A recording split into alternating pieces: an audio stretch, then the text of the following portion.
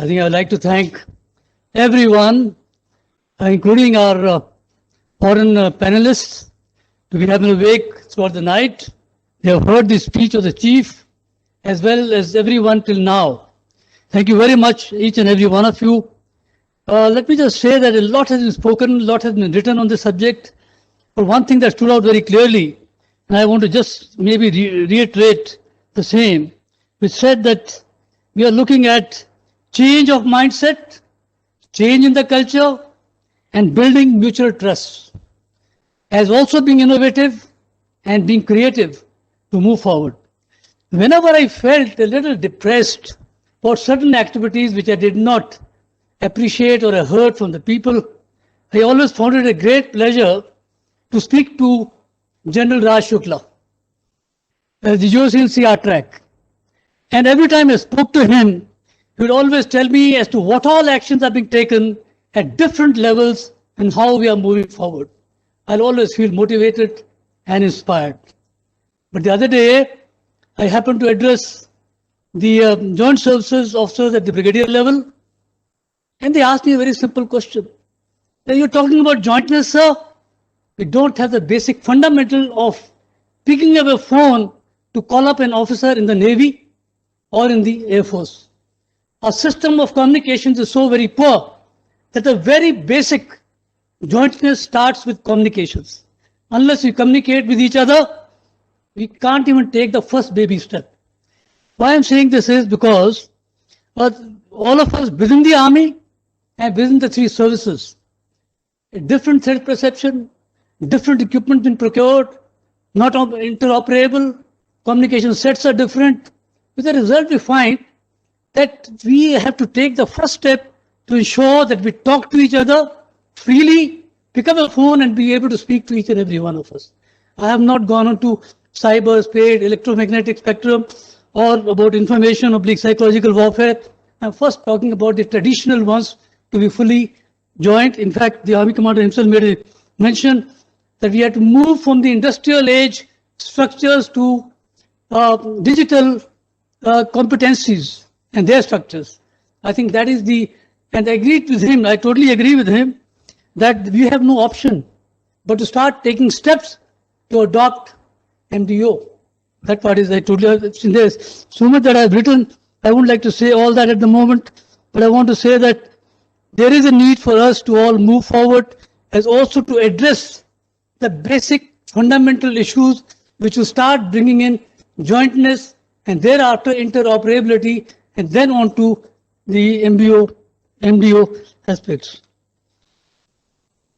In fact, there Admiral made a mention that Navy has been at multi-domain since long. In fact, there's a single service in a multi-dimensional aspect, and he quoted exactly as to why they consider that they actually have been into it already. My point very simply is that I really appreciate that so many officers, whether doing MTech or specializing in various fields, as he himself mentioned, there's a need to integrate their post-qualification specialization into the correct areas. If you want to derive that particular advantage in the Army or in the armed forces, their post-specialization must be utilized in the domains that they achieve expertise. One of the very important points that was brought out was that we need to build capabilities to deny advantage to adversaries, electronic warfare, cyber, information operations. There is no denying of this fact. As slow and steady, we need to build up these capabilities. And that, General Huda also made a mention, that there is a need for us to really discuss very seriously, debate very seriously on what are the kinds of doctrinal changes we are looking at, the strategies, operation concepts, warfighting concepts, and organization structures. But more than that, I think the point made have been to change the mindset, change in the culture, bring in mutual confidence in each other. A very important aspect has been brought by all the speakers is the human resource development. That is the center of gravity. That is the cognitive domain which we actually have to not attack, to address. So really speaking, I would say we also have to understand that we need to take cognizance of what is our adversaries' capabilities. We don't really have to ape any other country. I'll just give you an example. 24th April 1980, Operation Eagle Claw is launched with a view to rescue the 52 hostages that were held in Iran. President Jimmy Carter takes the decision and the operation fails within first 12 hours. Amongst many other reasons, one of the main reasons was that there was no communication compatibility between each service that was operating on that operation. It failed in the first 12 hours. That led to the establishment of Special Operational Command in the US and subsequently to Integrated Theaterized Commands, which came up in 1986, 6 years later. So my point is, we must address the basic fundamentals to ensure that we start taking those steps to integrate as we move along. Yeah, elements of national power do have a role, but they have a role at the national, at the strategic levels. Obviously, we're not talking about having their role at the tactical and operational level, whether it's political, and actually it happened. Based on our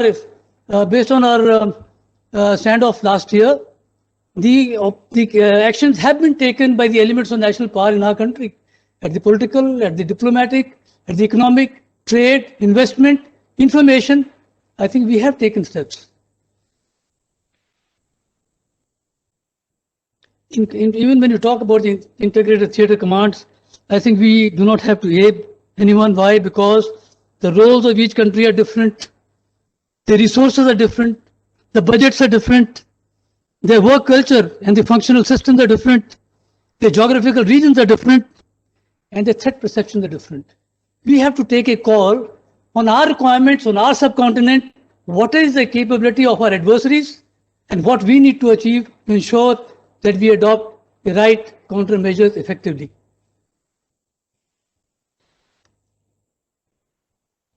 A point was made by General Sharma about the cyber and the electromagnetic spectrum have been segregated. They need to be considered to be together. HR has been spoken a number of times, but a point was made about starting with multi-domain operational task forces at the operation level. Maybe that means we are talking about both top-down and bottoms-up approach so as to achieve some kind of synergy at different levels.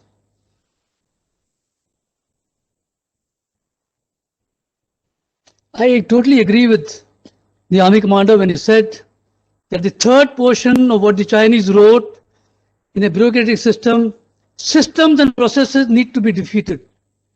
Agile bureaucracy is actually the answer to our problems, some of them.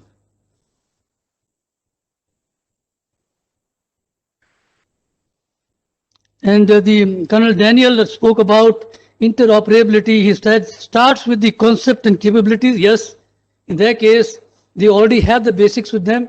It may start with the concepts and capability development and also cross-domain situational awareness. In fact, I have been suggesting this for very long, that in every operational theater, every operational area, situational awareness and battlefield transparency are perhaps the key factors to ensure that we achieve success in what we are trying to do in that operations. I want to really thank the Army commander.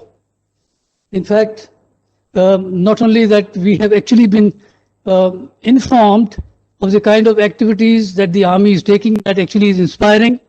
It motivates all of us. And I do hope that we move beyond the prototype stage. I always have felt the bane of our system is implementation on the ground and to ensure that the prototypes result into mass production so that they are available to the last man on the ground. So I think that that is a very important portion, and I'm sure with his personal involvement, as I have known him, I'm sure some of these must be taking place and they must be put together to ensure that they do move ahead. And of course, I agree with him that large number of areas, we have such a huge reservoir of talent in our country, and we have the capability. It's only to ensure that we are able to put that together. In the end, may I just suggest, Raghu? someone wrote a very adverse kind of a thing which Raghu told me. So I thought, let us say, what does it mean to the armed forces? Divya Drishti, though it means divine vision, divine perception, but then we decided that let us at least write down, to the armed forces, it means that the policy makers and the warriors must have the vision to foresee the threats and challenges of the future, and to proactively formulate doctrines, strategies, warfighting concepts, organization structures, and more importantly, the HR, which is missed here. The HR is a very important portion. The center of gravity must be a portion of this.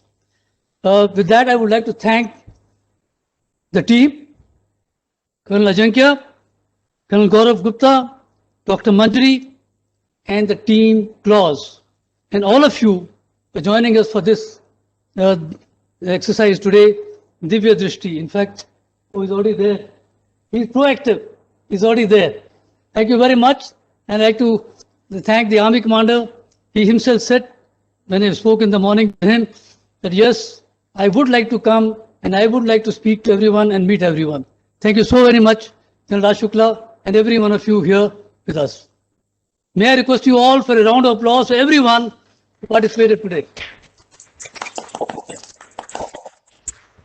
Jai Hind.